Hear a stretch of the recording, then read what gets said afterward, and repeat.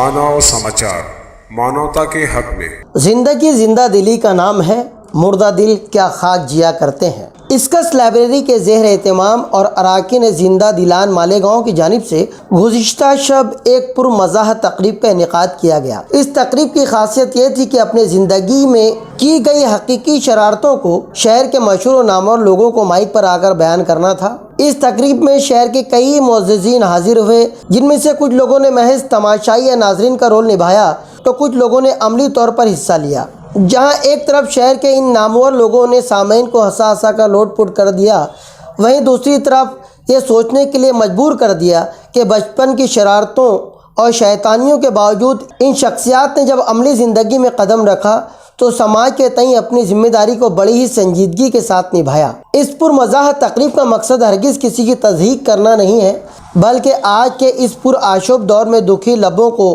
तबस्सुम फ्राहम करना किसी इबादत से कम नहीं। इसकस लाइब्रेरी और जिंदा दिलान जैसे अदारे आज भी ऐसी इबादत कर रहे हैं। हमारे मुअज़्ज़िज़ीन की इन सारी शरारतों की राज अफशानी के बाद भी उनकी इज़्ज़त व वक़ार में कोई कमी नहीं आएगी, बल्कि उनका मर्तबा और भी बुलंद होगा। आइए हम और आप उस तकरीब का हिस्सा बनते हैं। हमारे गली से जैसे आज कचरे की गाड़ी गुजरती है ना, एक भंगी गुजरता था, आवाज़ लगाता था एक एक दो दो दफ़े।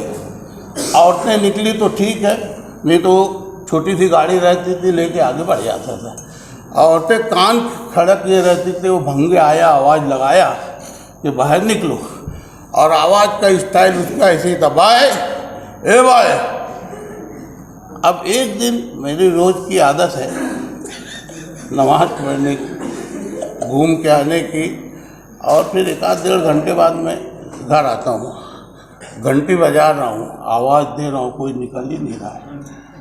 मैंने जैसे ही आवाज़ लगाई, बाय ए बाय, अंदर से आवाज़ आई, आवा तू रे। एक दिन शाम में हम लोग 14-15 साल के रहे होंगे, तफरी के लिए निकले, तो जब वो बड़ा पुल बोलते हैं अहिल्या होलकर बाई पुल, उस पे से गुजर रहे थे। 4-4:30 बजे का वाक़या होगा। बड़े पुल और जो छोटा पुल मौसम पुल है, उसके बीच में कोई शख्स पाखाना कर रहा था। अब ये मुश्ताक देखा, मेरे को बोला देखो का देख, बोले बहुत बड़ा है, उड़ नहीं पाएंगे। अबे बोले पाखाना कर रहा है, धोइए, पैजामा बंधिए, तब तो भाग जाएंगे। बोले जान दे मुश्ताक, देख मुझको बड़ा लग रहा है, उन आबे बोले रुक, तो उसको क्या करे, ये संडास करने की जगह है, उठ। तो नीचे से क्या होता है, जाना रे जाना, अपना काम करना। बोले अपना काम कर, उठ। हाँ कह रहे तेरी माँ का, तो बोलता हाँ ना तेरी माँ का, अभी तो धोबे नाड़ी बंद, हम लोग भाग जाएंगे। अबे वो भी क्या किया, पैजामा ऐसे उठाया, नाड़ी अंदर डाल दिया और जो दौड़ाया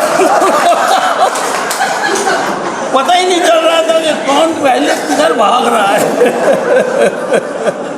मैं रेसिडेंट डॉक्टर था जब एमएस कर रहा था, और जनरल वार्ड था, 20 पेशेंट थे। तो एक पेशेंट को जो नली पेट में डाली रहती है, वो डाली भी थी, और उन्होंने उसको खुली रखते थे। ऐसा हुआ कि मैं आया, वहाँ पर देखा तो मैं बोला ये क्या सिस्टर को, बोले क्या, लगाट मार के रखी।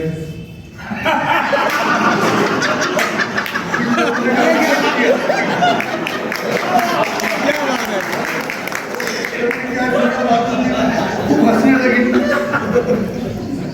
क्यों हंस रही है। थोड़ी देर बाद मेरी समझ में आया कि उसने शायद ये सुना।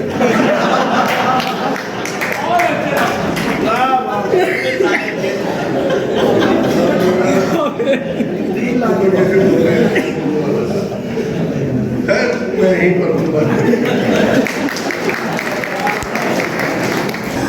डॉक्टर साहब जब कह रहे थे कि जब मैं छोटा था, आपको यकीन आया? मुझे नहीं आता कि ये कभी छोटे भी रहे होंगे।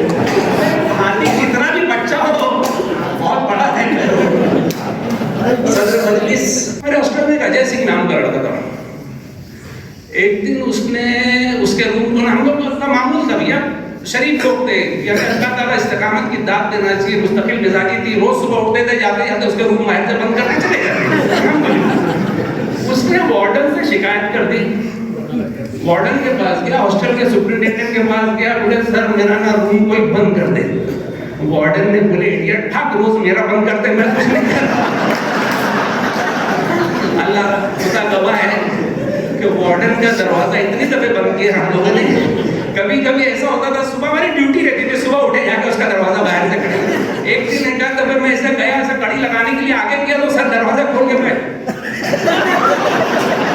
मस्जिद चालू कर दिया। वहां से वार्डन साहब, उनका मामूल था कि वो सुबह उठते थे, नीचे फोन करते थे सिक्योरिटी को कि आके मेरा दरवाजा खोल। एक दिन सिक्योरिटी वाला हमको एक चीज बता के बहुत हंसने लगा। बोला क्या हुआ? बोले साहब का फोन आया था। मैं क्या घंटी मेरा क्या हुआ? बोले दरवाजा खोलने का था ना। बोले खोला ही हुआ था ना। उसकी इतनी आदत पड़ गई थी ये बच्चे मेरा दरवाजा तो बंद करना ही कर रहे हैं। हॉस्टल के बच्चे कितने बदमाश होते हैं आपको पता नहीं है। वो चंद्र प्रकाश द्विवेदी एक फिल्म डायरेक्टर है, मेरा क्लासमेट रह चुका है वो।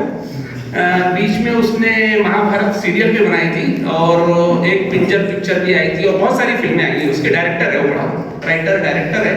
एक मरतबा वो लोकल था, अंधेरी में रहता था, हॉस्टल आया। मैं बाथरूम से निकल के कॉरिडोर से जा रहा था, उसको नहीं मालूम हॉस्टल के बच्चे, तो मुझे ना ऐसा दम देने को, टॉवल खींचने को ऐसा किया। मैंने टॉवल उतार के उसके कान में रख दिया। तो चंद्र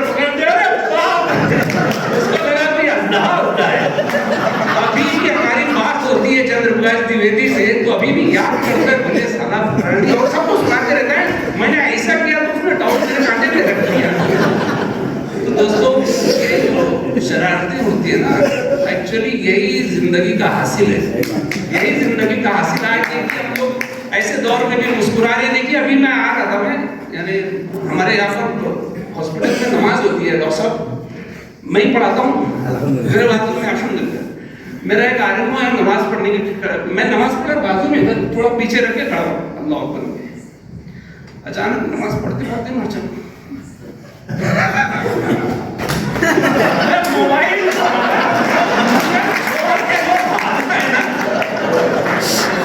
साहब थे हमारे साथ, और वो नमाज पढ़ा रहे थे, वो इमाम थे हमारे।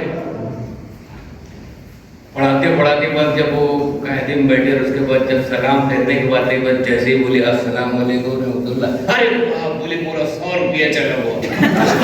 सब पीछे पीछे बैठे, सब ये क्या बात है? उसको जल्दी से उठाया पानी नहीं मिला, बोले यार मेरा कुछ 100 रुपया चुरा दिया। आज याद आया क्या? दूसरा मामले का हमारे आर्टिस्ट साहब है, वो अक्सर ये हमको ये सब बातें बतलाते थे। ये कहीं जा रहे थे अपनी बीवी के साथ और घर के करीबी जाते जाते इनकी बीवी पीछे होकर ये आगे थे। ये दूसरी लड़की जो थी उसका हाथ पकड़ के बोले चल जल्दी गए, नहीं तुम्हें कब से बोल रहे हैं। तो लड़की बोले अम्मा देखते बुढ़ो कितनी तीसरी बात जो थी हमारे डॉक्टर साहब बात मेरे को याद आती है। आप जो सटाना रोड हॉस्पिटल में हेड थे, सिविल सर्जन थे आप। अब एक दिन मैं पहुंचे तो बहुत गुस्से में डॉक्टर साहब, बोला क्या डॉक्टर साहब क्या हुआ? बोले बस अब कल से सफेद सफारी बिल्कुल नहीं पहनेंगे। डॉक्टर साहब बात क्या है? बोले यार मैं गाउन पर के पहन के कब से खड़ा हूँ, वो स्वीपर सरहद जो सफेद सफारी में सब उसको ही सलाम मेरे कोई सलाम ही नहीं करता, बस कल से अपने को अभी सफारी नहीं पहने। और मैं इस तरफ जा रहा था, गालबन उस तरफ से यानी विरार की तरफ से ट्रेन आने वाली थी। मैं समझ गया एक भैया यानी एक यूपी का शख्स था, अपने भी खुद भी भैया ही हैं अपने यूपी के, खैर तो आया और मुझसे बोले वो साहब वो बोले बेटी की ट्रेन किधर जाती है? तो मैंने उसको विरार की ट्रेन में बैठा दी। बोला ज़रा इसको भी बम्बई घूमने आए, इसको मज़ा सिखा देना चाहिए। तो बेचारे को मैंने बेटी जाने के बजाय दूसरी ट्रेन में बैठा तो विरार चला गया। ये माफ़ी के साथ आप देखिए दाढ़ी वालों, ये तो खैर अभी दाढ़ी आ गई है। हमारा कॉलेज इल्मी का ज़माना डॉक्टर सईद साहब जानते हैं कि काफ़ी इनके साथ काफ़ी रंगीन हुआ करता था। तो गरज वो जा रहा था एक तरफ और मैं उसको पहुंचा दिया दूसरी तरफ, तो ये हुई अपने शरारत। उन्होंने पैर ऐसा रखा,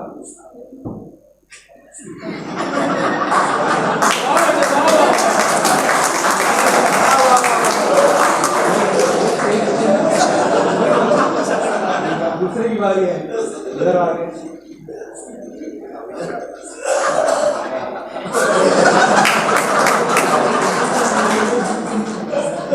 आपने ऐसा किया था?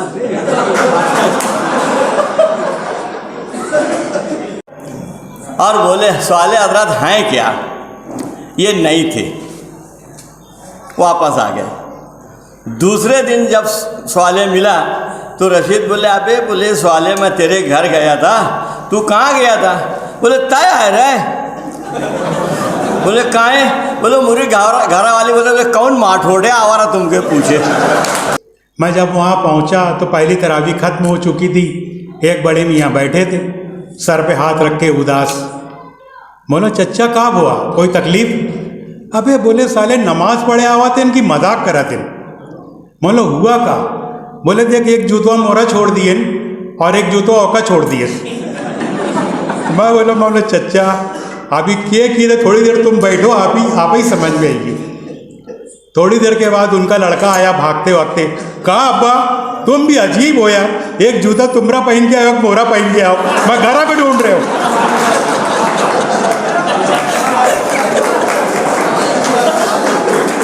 तो गली में एक बुजुर्ग अपना चले जा रहे हैं, पीछे से एक लड़का लाके साइकिल तो मार देता है जोर से। अब वो खिसियात पड़ता बे, तो वो बच्चा एकदम दिफाई अंदाज में अरे रे रे रे, अबे बोले देख के चला।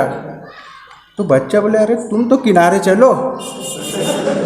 बच्चा बोलता तुम तो किनारे चलो।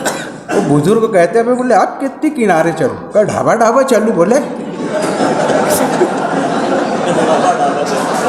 ढाबा। आज मेरे साथ यहाँ पर सईद फरानी सर हैं, जिन्होंने पूरी महफिल को ज़ाफ़रान ज़ार कर दिया।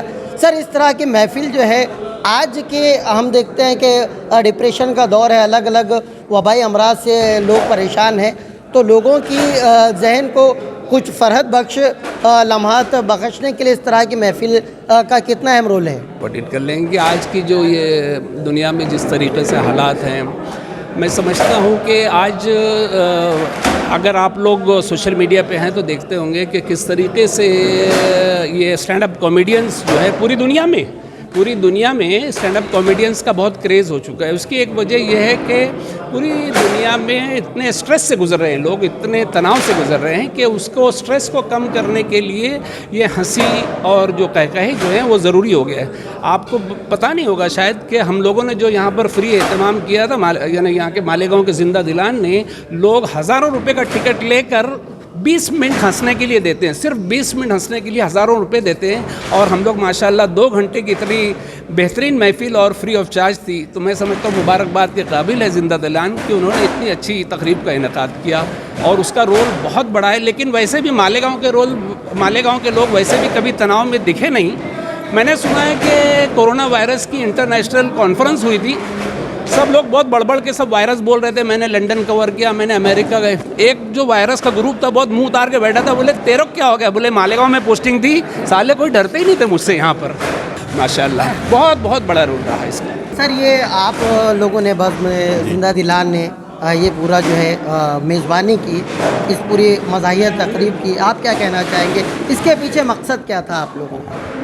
मकसद की बात ऐसी है कि 2 साल तकरीबन ऐसा हुआ कोरोना से जूझते हुए, न कोई प्रोग्राम हो रहा है न कोई मिल रहा है, तो ख़ास तौर से इसकस लाइब्रेरी के जो ज़िम्मेदारान थे वो उन्होंने जब जिंदा दिलान के साथ इश्तराक के साथ ऐसा प्रोग्राम तय किया, तो ये प्रोग्राम तकरीबन हम लोग 3 महीना पहले से तय करके रखे थे कि करेंगे, लेकिन जो हालात बिगड़ते चले जा रहे थे। हमारा मकसद सिर्फ यही है कि जैसा कि डॉक्टर साहब ने बताया कि 2 मिनट 2 घंटा अगर 1 घंटा लोग हंस बोल रहे हैं, खुश हो रहे हैं, यही हमारे लिए बहुत है। हम सिर्फ खुशियाँ बांटना चाहते हैं, क्योंकि सबको मालूम है कि लोग खुशियों का साथ देते हैं, रोते का साथ कोई नहीं देता। ये तो एकदम फाइनल बात है कि रोते के साथ कोई नहीं देता, खुशी के और हंसी के साथ सब रहते हैं। इसीलिए हम सिर्फ खुशियाँ बांटते हैं, और ये उन लोगों के लिए है खुशियाँ कि मैं एक शेर सुनाऊंगा कि शगुफ्ता लोग भी टूटे हुए अंदर से होते हैं, शगुफ्ता लोग भी टूटे हुए अंदर से होते हैं, बहुत रोते हैं वो जिनको लतीफ़े याद होते हैं। तो यही इसी हालात से सब गुज़र रहे हैं, और हम चाहते हैं कि ऐसे लम्हात जो हैं वो सबको मुयस्सर रहें, जैसा कि सईद साहब ने कहा। और ये होता है कि सब अपने अपने दोस्तों की महफ़िल में जब बैठते हैं, ख़ास तौर से हम लोगों की मीटिंगें जब होती थी, तो लतीफ़ों पर ही ख़त्म होती थी वो, और ये 99% उसमें सच बातें बताई जाती थी जो उनके साथ बीती रहती थी। तो ये चूँकि एक्सेस लाइब्रेरी के इश्तराक से हुआ, जिंदा दिलान के ताउन से हुआ, तो मेरा ख्याल है कि सभी लोग पसंद करेंगे। और अगर आप लोग ये चाहेंगे कि जल्दी से दूसरा प्रोग्राम हो, तो अब ज़रा मुश्किल लगता है, क्योंकि उस्मान गनी घूर घूर के देख रहे हैं मुझको। जी बिल्कुल, मैं उस्मान गनी हजरत को भी यहाँ बुलाऊंगा। बड़ा योगदान इसका लाइब्रेरी का इसके पीछे है। वाकई अगर आपका जिक्र है और आपके ख्यालात यहाँ पर नहीं लिए जाएँ तो जुल्म होगा। क्या कहना चाहेंगे आज की इस तकरीब से, आप कितना खुश हैं? भाई खुशी की तो कोई इंतहा नहीं है मेरी, क्योंकि इसके पीछे महीनों की मेहनत है, और ये कम से कम तीसरा मौका है। यानी इससे पहले 2 मौके ऐसे आए कि हम प्रोग्राम का ऐलान करके हमको अपना ऐलान वापस लेना पड़ा, कुछ ना कुछ इसमें मामला ऐसा हो गया। अब कि हमने ये तय किया कि चाहे जो कुछ हो जाए, चाहे 4 लोग आएँ या 40 लोग आएँ, हम बहरहाल प्रोग्राम करेंगे, चाहे हम आपस में एक आवाज़ लेंगे, लेकिन प्रोग्राम हमको करना है। और अल्हम्दुलिल्लाह हमारे तवक्के से कहीं ज़्यादा प्रोग्राम जो है वो कामयाब हुआ, और जितने लोग आए, जितने हमको तवक्के ही नहीं थी। तो मैं अहलियान शहर को सबसे ज़्यादा इसका मुबारकबाद देना चाहूँगा कि उनके अंदर जो ज़ौक़ है अच्छी चीज़ें सुनने का, अच्छी चीज़ें कहने का, और ख़ासतौर से हमारे डॉक्टर साहिबान, इन्होंने जो कुछ बयान किया, ये अगर अपने मरीज़ों को बयान करेंगे तो लोग इनको फ़ीस देना बंद कर देंगे। इनको बोलेंगे तुम लतीफ़ा सुनाओ, हम लोग अच्छे होके जा रहे हैं। तो विदाउट स्क्रिप्टेड और ओरिजिनल कॉमेडी हमको यहाँ पर देखने को मिली, और मानव समाचार जब इस पूरी महफिल की नशरियात करेगा तो यकीनन देखने वालों को भी जो है बहुत मज़ा आएगा। गुंचे तेरी हालत पे दिल हिलता है, तू एक तबस्सुम के लिए खिलता है। गुंचे ने कहा इस चमन में बाबा, एक तबस्सुम भी किसे मिलता है। देखते रहिए मानव समाचार, सबसे पहले सबसे तेज़, हमेशा सच के साथ।